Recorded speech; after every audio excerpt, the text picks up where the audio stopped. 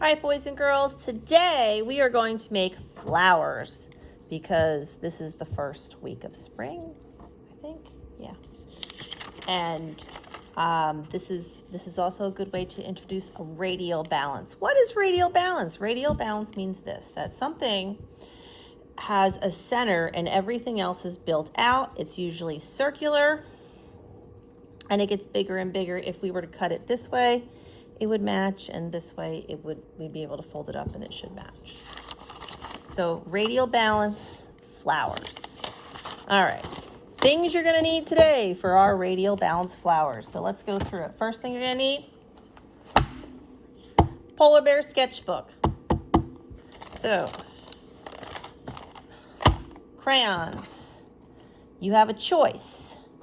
You can use the paint and a brush or markers, all okay. So move everything aside, open up the polar bear sketchbook, find my scrap piece of paper. This is my scrap. This is some other stuff that I have. I don't want to lose it. I don't know why. Put in our scrap piece of paper. Remember, we want to keep the rest of our paper A-okay, so that's where the scrap comes in. Or you can peel the paper off and do all your painting. The choice is yours. All right, next thing you're gonna need a crayon. Only one crayon. That color is gonna be black. So we're gonna take our black crayon and we're gonna start with our first flower. I'm going to start by making a circle. That's going to be the center of my flower. Now, watch what I do. I am going to make a petal. Now, that's just one petal. This flower needs a lot more petals. So I'm going to go ahead and I'm going to continue to make petals. So you could stop there if you wanted to, or you could do the same thing again. Make a similar flower, make my petals around the center circle. So the circle is my center. Then I'm going to add another row of petals. Look at that. Lots of petals. Is that a pretty flower? Beautiful. So everything is built from the center. Another type of flower that you could make would be a flower with some leaves that are pointy-ish. And you can make the leaves however you want to, the petals, I should say. So you could have many points, because there's all kinds of flowers. If you can think of a shape to build around a center, my goodness, you are gonna make a flower. Kind of like a butterfly shape.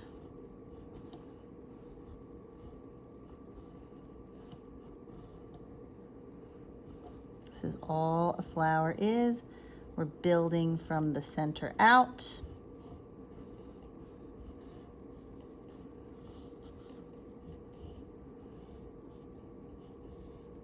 Boom.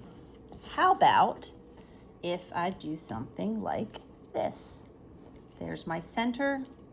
And I'm just gonna do wiggly, jiggly lines. Wiggly, jiggly lines. What else could I do? Here's a fancy one. I'm gonna do a fancy flower. So I'm gonna start with 4 ovals, and then I'm gonna make a shape around the oval. It's gonna get bigger and then go back and get smaller. Now, what if your flowers do not look like mine? Is that okay? Of course it is. Of course. Everybody's flowers are going to be, I can't even make the same flowers twice. I'm not even lying. So these are my new flowers. Check out my old flowers. These are my old flowers. Every time I make my flowers, they come out a little different. Is that okay? Yeah. All right. If all you have is crayons, you can color them in using the crayons, but I have some paint and markers. Now, the thing about the markers, they will run under the water. They will do something called bleeding. Bleeding? Bleeding? That doesn't doesn't sound good. Bleeding's fine as long as it's markers and not people. That would not be so good, but markers are fine to bleed. So what bleeding means is that I am going to take water and use it to move around the ink of the flower. So maybe the outside of this one has purple. The inside could possibly have some yellow. Now, I do not have to put the ink everywhere. Another thing, boys and girls, be careful that, like, when your marker gets kind of gross, just take a paper towel or some paper and wipe it off. All right. One thing I forgot to tell you to have, or two things: water, paper towels. Very important if we're going to be using paint and water. So one thing you can do, I set this up so I could do some bleeding colors. So I'm going to go over them with the water, and the colors should come up. Some colors come up better than others. Be careful how much water you use, so it kind of spreads out. Now I'm going to switch from the yellow to the purple. Some colors, it's harder to get them to bleed, but you can see right here that I am getting the purple to bleed a little. The yellow actually is a better bleeding color, but look, it was white there. Now it's purple. So I'm getting the ink to spread around. Now you can also use your paint. Anywhere you have black crayon, the paint will not stick.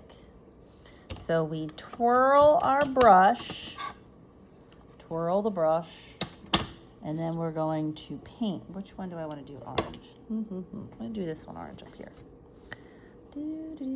So I can go right over this. I still want to stay inside the lines, but everything becomes a beautiful color of orange. Check it out. So let's paint the rest of these. Let's see, we'll do some red. I love red flowers. They're so beautiful. Red.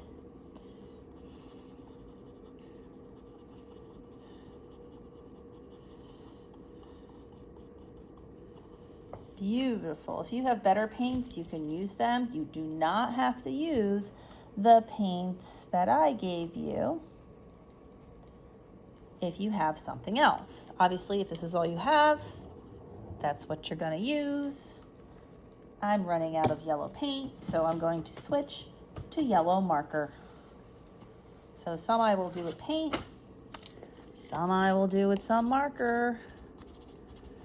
Hopefully I'll get the marker to bleed properly. So I just put a little bit of paint on each one inside the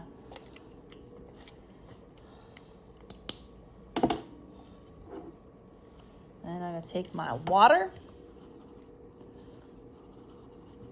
Let's see if we can get this one to bleed. Perhaps we can get it to bleed. Come on, yellow, bleed. There we go. We're getting it to bleed. So I'm getting the yellow to kind of move around. Be careful that you don't make a hole in the paper. We don't want that, but I got the yellow to bleed. Let's see, what color should we make this one? I don't think the pink bleeds very well, but perhaps I'll do some more purple. Let's do this one purple, like a violet. I love violets. They're so pretty. Boom. Oh, that came out good. I might even take a little extra purple and put it down here. And you can experiment with some different colors if you so choose. You can also, I want you to paint the background a color that's going to make the flower stand out. So I think I'm going to use blue. So I want to color around my flowers. We're making a spring inspired picture. You could even mix a color or two. That is your choice. So I'm going to start off with blue because I'm not using blue on the flowers. And I'm going to leave this flower white because some flowers are white and they're pretty too. All the flowers are pretty, right? Put the pretty colors in. Maybe I will add some green. Green is also a color that I'm not using on the flower, but might be around it. And it makes me think of the springtime. Like, you know, spring today. I hope you boys and girls are going outside because it's gorgeous out. That's just my thought. So you're going to, let's get some green. And I know some people are running out of paint, so feel free to use your markers or your crayons to do the background. And there you go. Look at this. How beautiful is this picture? Make sure you send me a picture in Seesaw so that I can see the beautiful work that you did. And remember, we are doing radial balance. That means the balance, it starts in the center and gets bigger and bigger and is often a circle-ish shape, a roundish shape. How beautiful is that? I might come back and make that darker. I have not decided.